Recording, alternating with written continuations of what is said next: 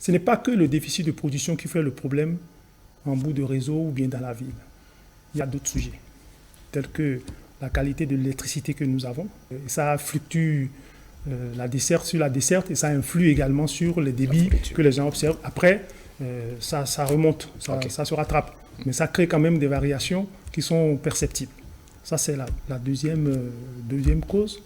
L'autre cause, ça peut être aussi des casses liées à des travaux, liées aussi à l'état de certaines conduites du fait de ce déficit de production, de réalisation de travaux qu'on a accumulé sur plusieurs années.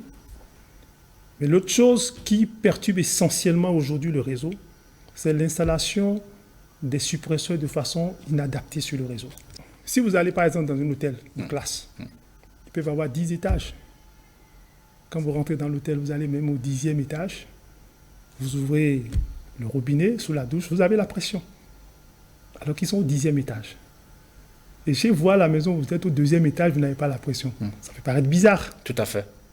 Parce que ces immeubles ont des salles techniques.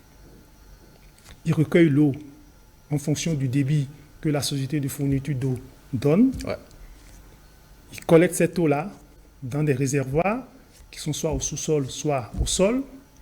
Et après ces réservoirs, ils mettent des équipements de type suppresseur pour pouvoir augmenter la pression dans l'immeuble jusqu'au 10e étage.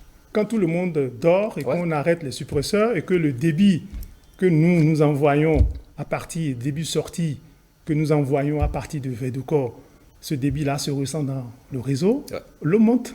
Ça veut dire que le réseau n'est plus perturbé.